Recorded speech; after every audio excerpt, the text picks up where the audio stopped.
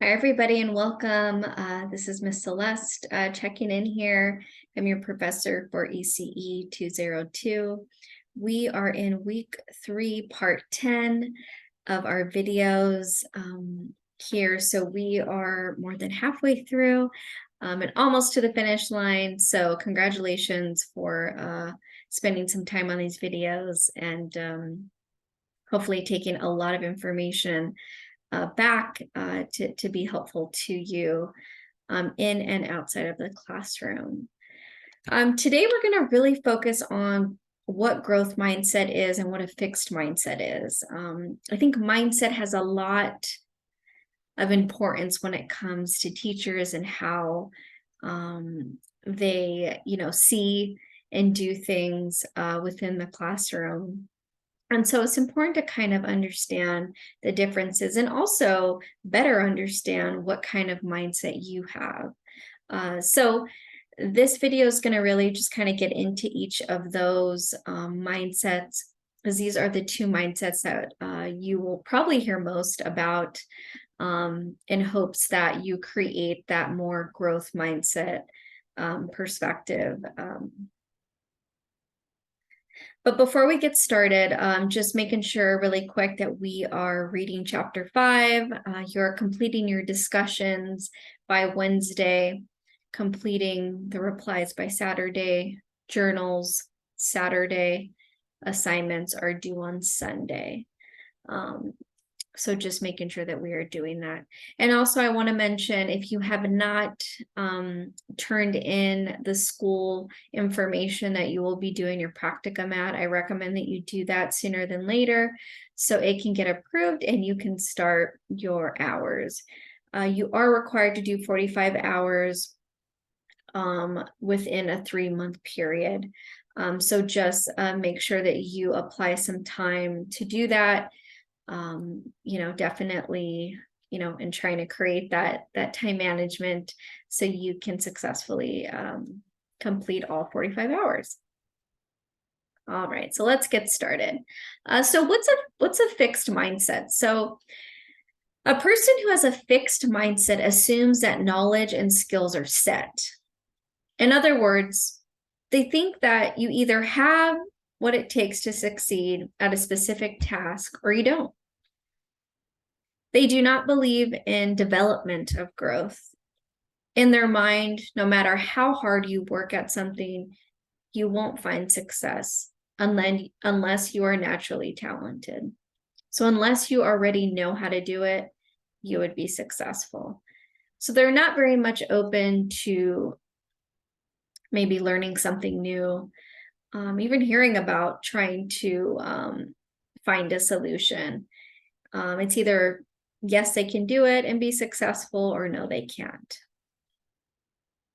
Examples of a fixed mindset kind of looks like scared of making a mistake. So someone with a fixed mindset are very afraid of the unknown, are really afraid of taking that risk or taking on that challenge. They very much, number 2, avoid challenges.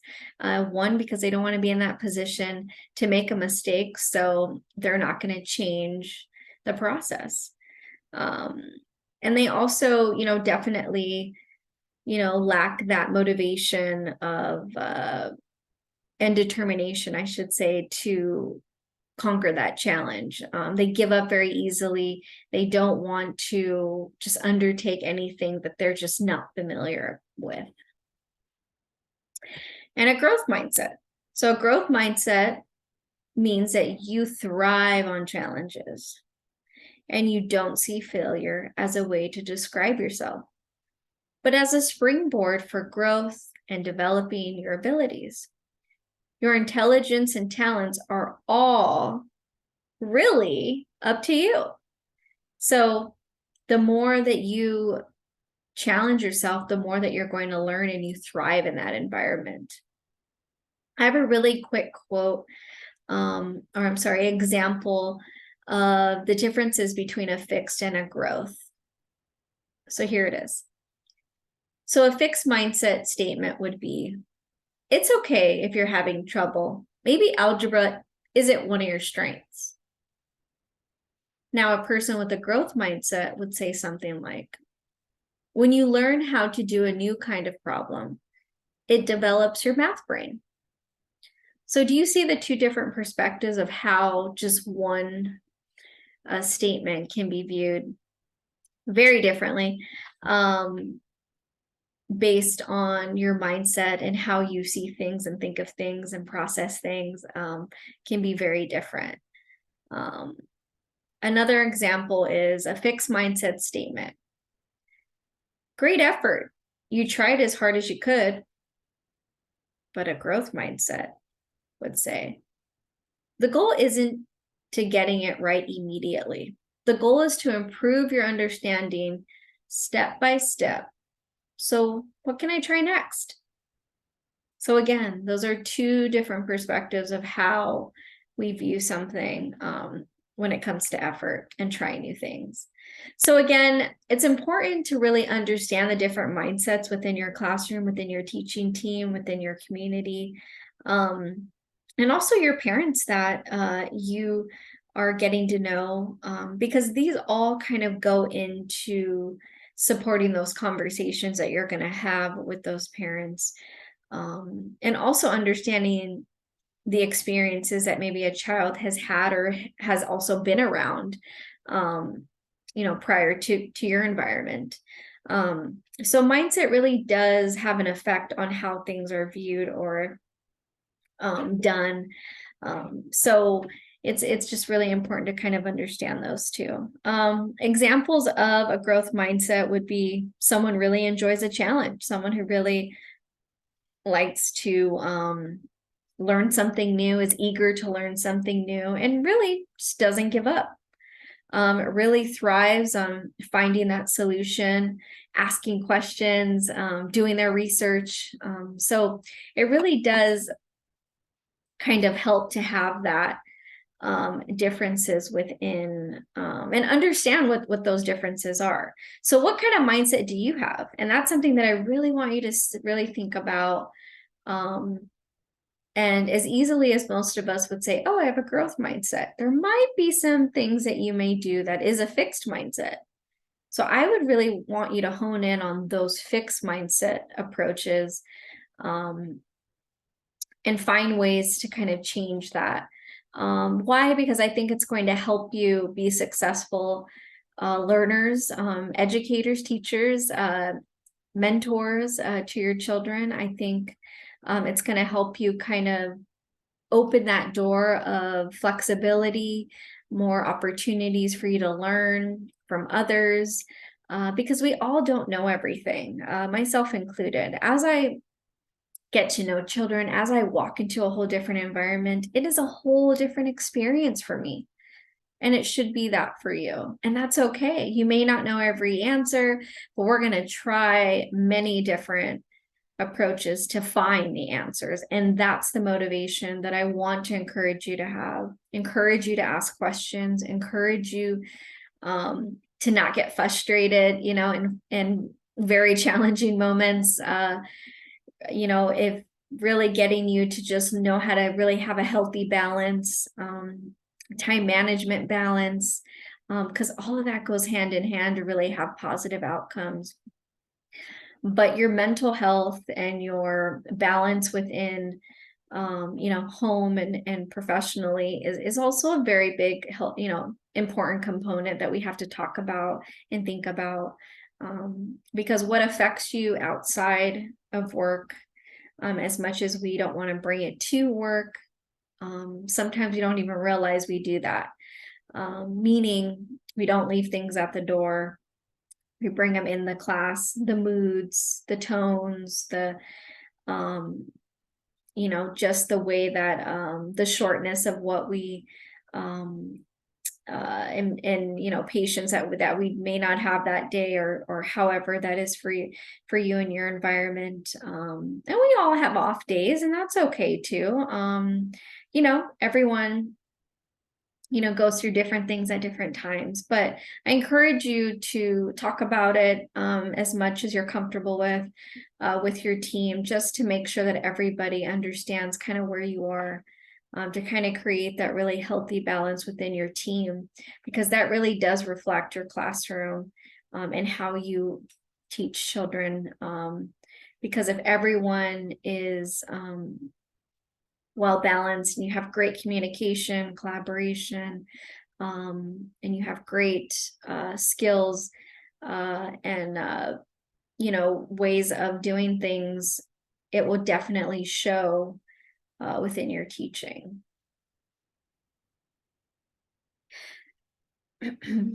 Growth mindsets for teachers. So these are just some encouragement that I wanted to share with you. Never stop growing. You have so many opportunities to grow and learn with every new child you meet.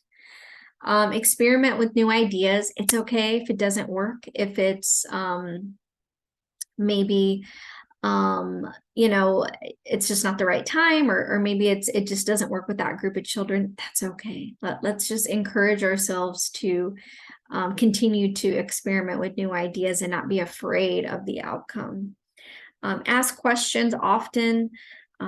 If you don't know the answers, or you're having a challenging moment, or please ask for help. It's okay. I always hear stories of teachers worrying about asking for help because for whatever reason they view it as kind of a negative perspective when you're asking for help. But please don't look at it like that. Asking for help is actually a great quality, because it's saying that you are open to suggestions. You're very part of the team. You care about the outcome. You want it to be great. So that's why you're asking for help. Show flexibility is another area that's important within the classroom. Be a great role model express behaviors at all times. So whatever you're asking of a child, it's important that we are leading with that same asking that we are asking of a child. We are doing the same thing. We're using the same words. We are using the same tone. We're, being kind to others, of course. And as much as these might be like common sense areas to some, like, of course, we're kind. And of course, we, definitely, lead by example. But you'd be surprised in some moments. I've had to kind of shed some reminders to some teachers at different times because they don't even realize that they're doing or giving off that kind of energy. So just think about that. And then also listen to learn, not listen to respond. It's important that we really take in information that maybe others are sharing with us, or others are trying to help us, find a new idea. And as much as, regardless if you agree or don't agree, it's important to really be great listeners. And then reflect often. So are things going successfully within your classroom? Are you leading well? Are you assisting well? Are the children gaining understanding in your lessons? I mean, there's so many areas to reflect on.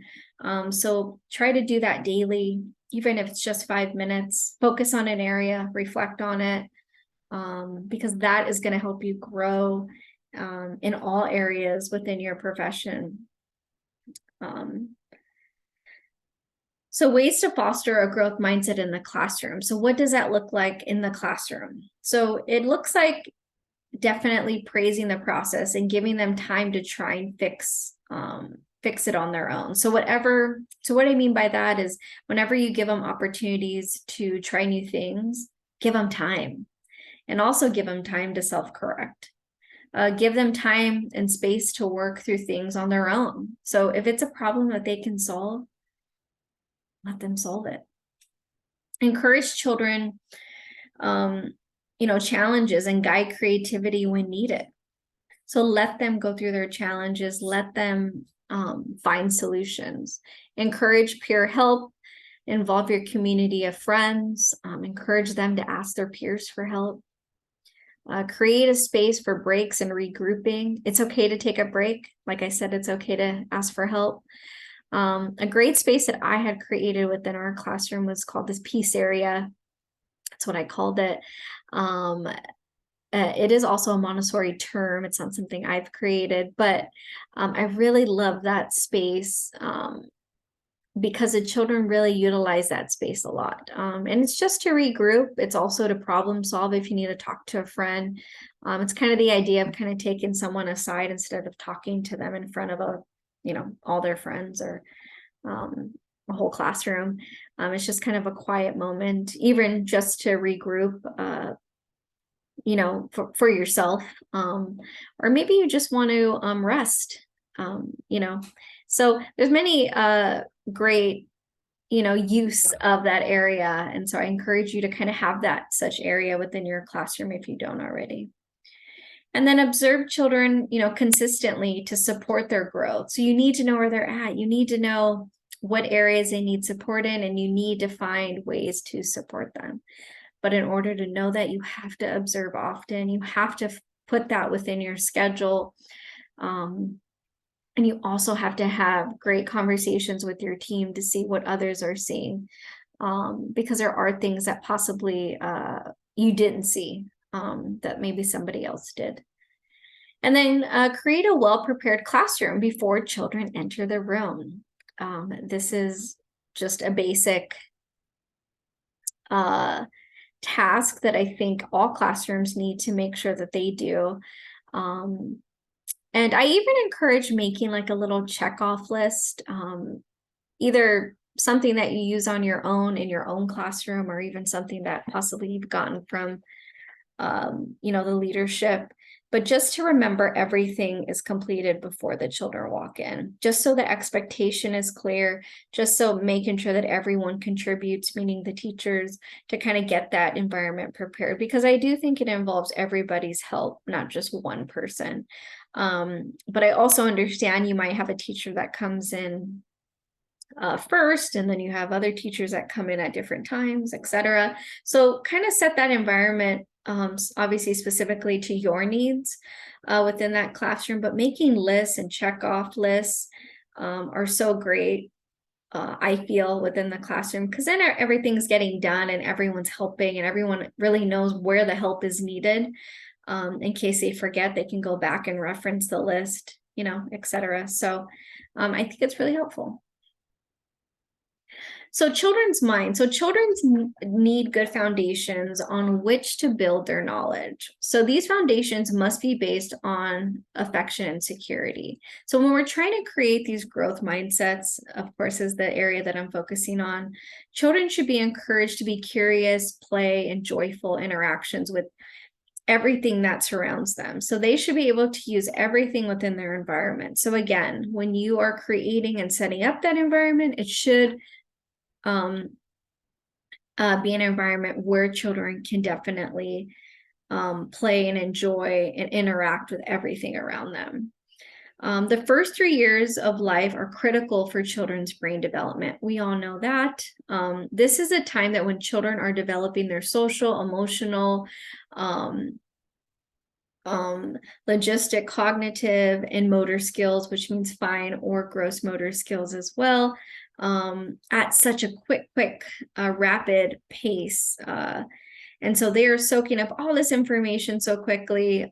So the environment definitely has to support those developmental milestones that they are, or developmental domains that they are experiencing at that specific moment. The way a child sees and feels and hears are factors that play into how their brain develops. So I kind of said this before in one of my other videos that, emotions and how we support them are very critical when it comes to the development aspect of children, how they're going to respond to their learning, to challenges, to likes and dislikes, etc. So when a child uses many of these areas, connections are just consistently being, built and connected within the brain. So new connections are also being formed when a new experience is repeated. So repetition, I encourage a lot of repetition within the classroom to create that ongoing experience for them to build new connections within their brain. So utilize that. It's okay if you want to repeat a certain lesson. Sometimes, I've walked in the classes and they feel like they always have to do something new. And actually, it's the opposite. It's important that we actually repeat lessons at different times, or we, again, depending on the group of children, depending on the lesson, right? Because not every lesson needs to be repeated, but there are learning moments that do need to be repeated within certain lessons, especially if you're focusing on sounds or letter recognition or numbers or quantity of numbers, things like that. Not every child's going to get it the first time. And lastly, I just want to say thank you so much for your time. I really enjoy this quote of, I have a growth mindset. I'm in charge of how smart I am because I can grow my brain. It's like a muscle by learning hard things. I can achieve anything with effort and the right strategies. And when I fail or make a mistake, it is great. It is a great thing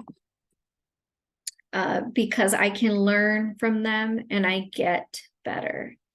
So the more that we try new things, the more that we practice just in general as a teacher, the more that we're going to gain more confidence. We're going to support that growth mindset overall, and strategies will develop. You will get it. You will find solutions, but just keep trying. Okay. All right. Well, thank you so much. And I will see you soon. Bye-bye.